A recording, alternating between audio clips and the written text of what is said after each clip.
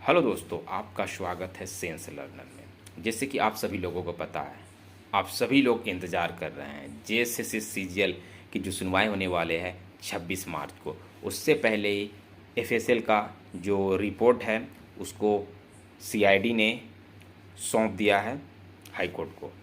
तो इसके साथ कुछ ऐसे स्टेटमेंट भी आए कि एफएसएल में कोई ऐसा सबूत नहीं मिला है जिससे क्वेश्चन लीक का इशू है। लेकिन आप सभी लोगों को 26 मार्च तक इंतज़ार करना चाहिए, जिसमें आपका पूरा क्लियर हो जाएगा कि क्वेश्चन लीक हुआ है या नहीं हुआ। क्योंकि एफएसएल की रिपोर्ट आपको 26 तारीख को ही आपको रिवील किया जाएगा अच्छी तरह से। लेकिन एक चीज़ याद रखिए, उस दिन जो भी फैसला होगा 26 मार्च को आपको मानना पड़ेगा। जितने भी विद्यार्थी इंतज़ार कर रहे हैं कि उस दिन क्या होगा क्या होगा, एफएसएल की रिपोर्ट में क्या आई होगी, कि हमारे पक्ष में फैसला आएगा कि नहीं आएगा, तो सारे चीज़ों के लिए तैयार रहना पड़ेगा। अगर उस दिन क्लियर हो जाता है कि क्वेश्चन लीक नहीं हुआ था और एग्ज़ाम रद्द नहीं किया जाएगा और आगे की कार्रवाई कर दी जाएगी सो डैट रिजल्ट निकालने के लिए जेसीसी को कह दिया जाएगा, तो आप सभी लोगों को उसके तैयार रहना चाहिए।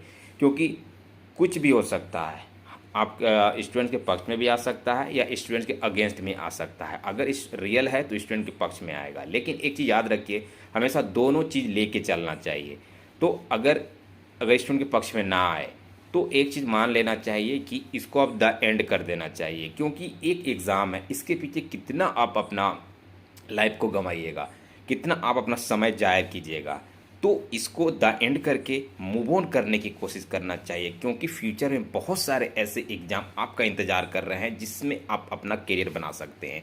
एक एग्ज़ाम के पीछे ज़्यादा अपना समय नहीं देना चाहिए। क्योंकि अगर इस एग्ज़ाम के पीछे आप लगे रहिएगा तो जितनी भी वैकेंसी आएंगी उसमें आप सही से तैयारी नहीं कर पाइएगा। क्योंकि आपका माइंड में हमेशा रहेगा कि ये एग्ज़ाम रद्द हो जाए। तो मूव ऑन कर जाना चाहिए। कोई एक एग्ज़ाम आपका करियर डिसाइड नहीं करता है ना। अभी झारखंड में अगर लेट से तो लेट ही सही दरोगा की वैकेंसी आएगी, आपका जेपीएससी आने वाला है, इसके साथ एलडीसी का एग्ज़ाम है, फील्ड वर्कर है, इसके बाद रेवेन्यू डिपार्टमेंट के एग्ज़ाम, बहुत सारे एग्ज़ाम होंगे। इसके बाद सीजीएल का भी तो आपकी वैकेंसी आएगी।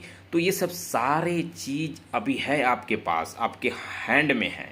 सिर्फ एक ही एग्ज़ाम ये नहीं है जो आपका फ्यूचर को ख़राब कर सकता है। तो आप इसको मूव ऑन कर जाइएगा। कोई ज़रूरी नहीं है कि आगे चलना चाहिए। क्योंकि जिन लोगों ने लेट किया है उनको बैक सपोर्ट मिल रहा है सो डैट वो आगे बढ़ रहे हैं। तो आप बैक सपोर्ट हटाने की कोशिश कीजिएगा। क्योंकि अगर आप लोग सपोर्ट कीजिएगा तो वो लोग आगे जाएंगे। अगर आप लोग चाहिएगा कि नहीं हमें अब मूव ऑन करना है, मूव ऑन करना, आगे की एग्ज़ाम की तैयारी करना है सो डैट, तो आप कुछ कर सकते हैं। अदरवाइज एक एग्ज़ाम के पीछे पूरा लाइफ अगर आप गंवा दीजिएगा तो आपका फ्यूचर ऐसे भी ख़राब हो जाएगा, है ना। बहुत सारे करियर हैं और इस सेक्टर में ही, गवर्नमेंट जॉब में ही बहुत सारे चीज़ है। तो आप उस सब में फोकस कीजिए, है ना। क्योंकि एक चीज़ के चक्कर में पूरा लाइफ बर्बाद नहीं करना है। क्योंकि कहीं ना कहीं 9 से 10 साल इस एग्ज़ाम का हो चुका है, इसको आप स्टॉप करने दीजिए।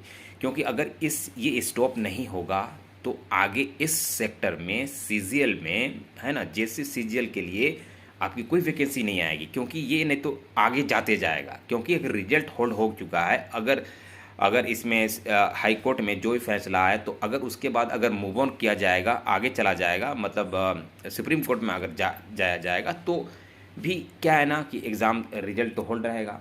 अगर रिजल्ट निकाल भी दिया जाएगा तो भी सुप्रीम कोर्ट में इसकी कार्रवाई चलती रहेगी। तो ये चीज़ बहुत लंबा चला जाएगा, जिससे आने वाला जो कमिंग वैकेंसी है जेएसएससी सीजीएल का वो हैम्पर करेगा, वो नहीं आएगा।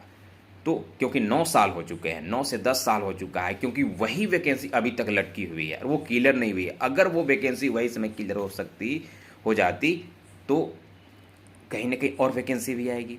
अगर ये वैकेंसी, अगर मान लेते हैं ये वैकेंसी अभी क्लियर हो गई 25 में, तो देखते हैं कि 26-27 तक में भी सीजीएल की वैकेंसी आ सकती है। क्योंकि गवर्नमेंट की मजबूरी होगी कि हम सीजीएल की वैकेंसी निकालें। क्योंकि 5 साल के अंदर में तो निकाला जाता है। तो इस बार अगर इसको द एंड कर देने से आने फ्यूचर में आपको देखने को मिल सकती है। तो सभी स्टूडेंट्स को अपना हार्ट को स्ट्रॉन्ग करना चाहिए और आगे के लिए सोचना चाहिए। जो भी हो, स्टूडेंट अपने हिसाब से सोचे और अपने फ्यूचर के लिए सोचें, ज़्यादा बेहतर उनके लिए होगा। तो चलिए नेक्स्ट वीडियो मिलेंगे।